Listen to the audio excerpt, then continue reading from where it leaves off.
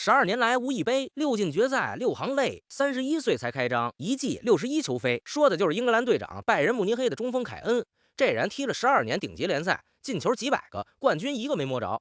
中文互聯網給他起了個外號，叫冠軍绝缘體。然後他去了德国，2年4個冠軍全到手。上个赛季光在俱樂部他一個人就踢進61個球。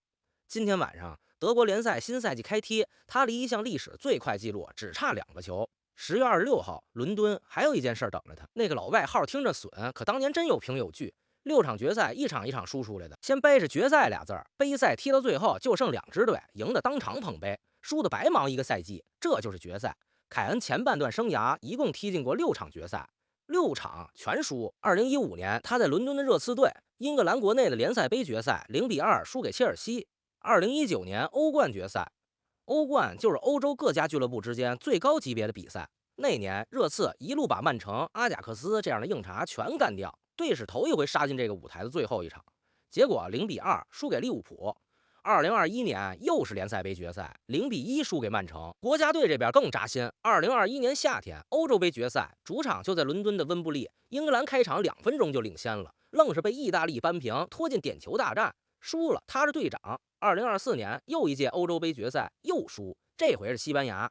還有一場夾在中間，最邪門。2023年夏天，他鐵了心離開熱刺，轉會拜仁，明說的就是奔着冠軍去的。結果落地德國的頭一場正式比賽，德國超級杯，等於一場提前上演的小決賽，0-3輸給萊比錫。對面一個叫奧爾莫的西班牙人，一個人進了3個。你數數這6場，3個不同的杯賽，前後跨了9個年頭，對手換了一茬又一茬。切爾西、利物浦、曼城、意大利、西班牙、萊比錫，結局一個樣，輸一場算背，輸2場算命不好，6場全輸。這外號就算徹底坐實了。他離開熱刺那陣子說過大實話，意思是留在這兒進再多球也沒用。那時候他已經把自己踢成了熱刺隊史的頭號射手，可榮譽櫃還是空的。結果換了個國家，頭一場就挨了記悶棍。那幾年英文媒體給他專門造了個詞，叫凱恩魔咒。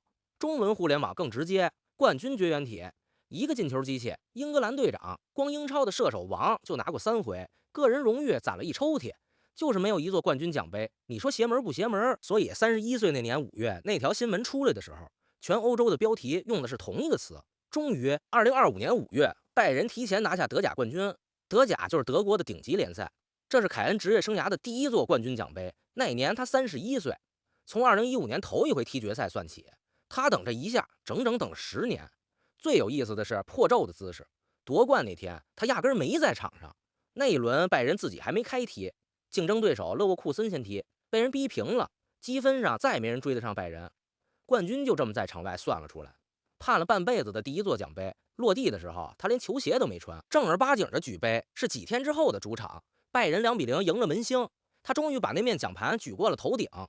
那個賽季他各項比賽29場進了24個球，你要說這是蹭的，行，看下一年。上個賽季2025-26，他跟着拜仁連着抱回3個。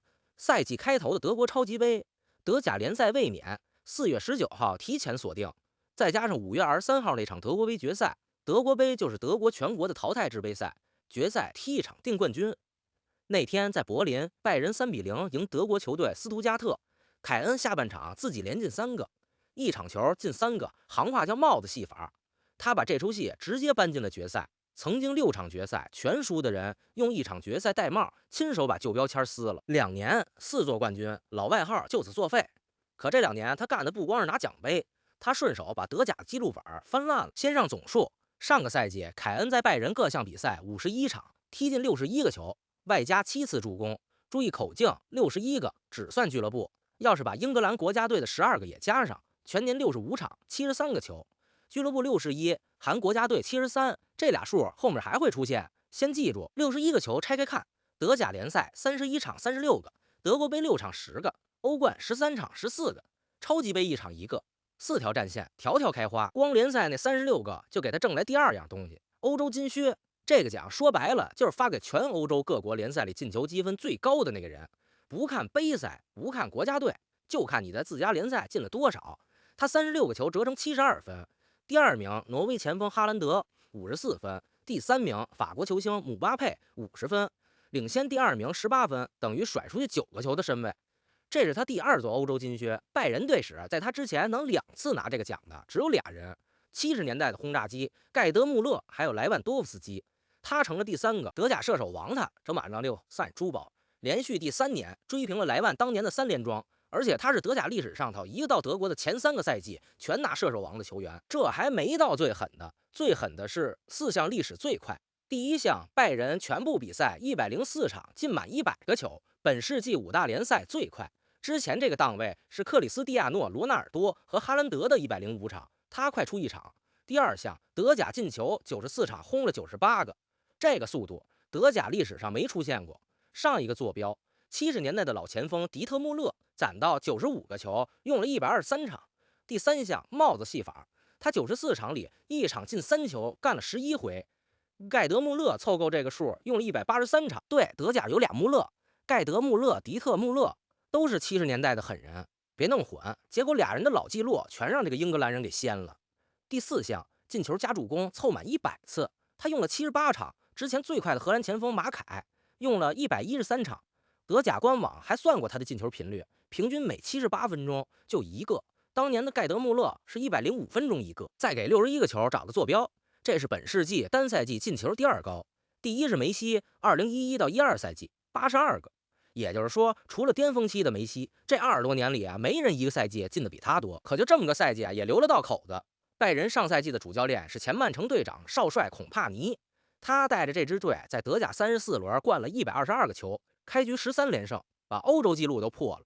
這麼一支隊，歐冠愣是沒進決賽，4強戰碰巴黎聖日耳曼，客場那一回合倆隊直接對轟，1場球9個進球，4比5。回到主場1比1，凱恩補時那個進球到手的時候，大局已經定了，2回合加一塊5比6，差1個球。俱樂部這邊什麼都有了，就剩歐冠。講到這兒差不多一半，這個人的劇本後半段更擰巴，順手把訂閱點上。10月底老馬還得接着說他。那國家隊那邊呢？國家隊是他的另一半人生。前面說的全年73個球裡，屬於英格蘭的那12個是這麼來的：世界杯正賽6個，世界杯預選賽5個，友誼賽1個。今年夏天這屆世界杯，凱恩正賽7場，6個球1次助攻。這說的是世界杯正賽的口徑。6月27號打巴拿馬，他一記頭球，把個人的世界杯進球頂到第11個，超過老前輩萊因克爾，成了英格蘭隊史的世界杯頭號射手。萊因克爾那個記錄在英格蘭掛了30多年，被他一個頭球頂掉了，生涯的世界杯拉通了算，16場14個球，跟蓋德穆勒並列歷史第5。排他前面的只有梅西21個，姆巴佩20個，克洛澤16個。還有一項他是歷史獨一份，世界杯上罰進的點球，從2018年那屆攢到現在，他一共罰進6個，沒人比他多。球隊走到了半決賽，7月15號亞特蘭大，英格蘭1比2輸給阿根廷。英格蘭的戈登55分鐘先進球，阿根廷的恩佐費爾南德斯一腳遠射扳平。補時階段，對方隊長勞塔羅絕殺。賽後凱恩自己復盤，原話大意是：進球之後我們變得有點被動，放給對面太多傳中，太多機會，我覺得丟球只是時間問題。領先的是他們，先慌的也是他們。3天以後還有一場季軍戰，就是倆半決賽輸球的隊再碰一回，爭第3名。7月18號，邁阿密，英格蘭6比4贏法國，拿到第3名。這是1966年奪冠之後，英格蘭在世界杯的最好名次。可這場球有個細節，凱恩沒上，隊裡另一個球星貝林厄姆也沒上。主教練圖赫爾賽前把主力輪換了個遍，理由是這幫人腿裡公里數太多，恢復時間太短。他原話的意思就是這是常識，頂在鋒線的換成了前鋒啊，托尼。兩邊搭的是拉什福德和薩卡，所以話得說嚴謹點。英格蘭拿到60年最好名次的那個下午，隊長在場邊看完了全場，再補一個數。這屆世界杯打完，凱恩的英格蘭出場數來到121場，超過名宿魯尼，歷史第2。前頭只剩老門將希爾頓的125場，差4場。英格蘭這支隊踢了150來年國際比賽，比他出場多的就剩這一個人了。這一年就這麼擰巴，進球進到手軟，國內的冠軍連着拿，可他最想要的2樣，歐冠和世界杯，一個4強，一個4強，全停在離決賽1步的地方。那從今天晚上起，他手裡還剩幾件事？第1件就是今晚德甲新賽季揭幕戰，按慣例由衛冕冠軍打主場，所以第1晚就是拜仁對斯圖加特，地點在慕尼黑安聯球場，德國時間8月28號晚上8點半。台北時間明天凌晨2點半，這場球上頭掛着一個數，凱恩的德甲進球，上賽季收官時定格在98個，用了94場，再進2個就是100。要是能在第95場裡把这两個補齊，那就是德甲歷史最快的100球。上一個記錄還是迪特穆勒用了129場，俩人差着30多場，差不多一個賽季的量。進不进，哪場进？老馬不猜，你自己盯着看。巧的是，今晚对面的斯图加特正是他生涯最爱进的队，8场比赛他灌了人家14個球。上賽季5月那场德國杯決賽戴帽，苦主也是斯图加特。新賽季第1天，德甲就把這對冤家安排見面，你說巧不巧？第2屆國家隊9月26號，溫布利，英格蘭主場對西班牙，踢的是歐國聯。簡單說就是歐洲各國國家隊自己打的聯賽，同組還有克羅地亞和捷克。9月29號客場打捷克，11月還有2輪。前面說了，他離希爾頓的出場記錄還差4場，什麼時候追上？看他自己。合同的事，一句話說清，他跟拜仁的合同簽到2027年夏天。外界之前老念叨的那條解約金條款，2026年夏天已經過期。這是拜仁高層赫內斯自己講的，意思是俱樂部現在不着急，往後怎麼走是往後的事。最後一件，10月26號，倫敦金球獎頒獎。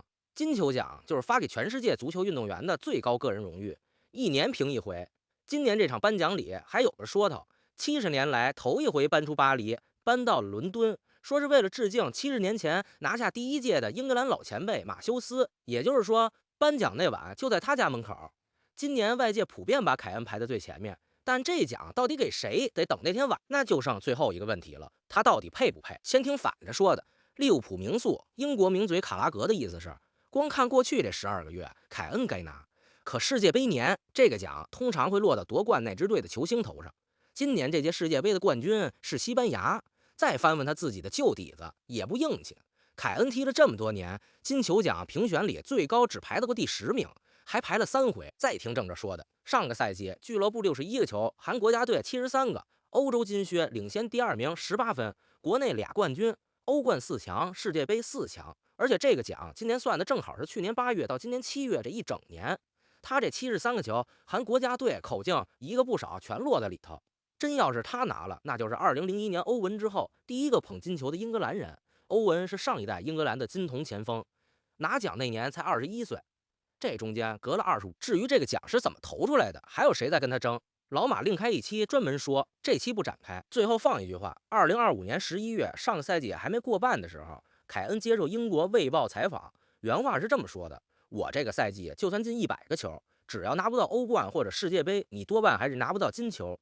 大半年之後回頭看，前半句他真差點踢成了，全年73個，後半句也應驗了，歐冠4強，世界杯4強，2樣都差一步。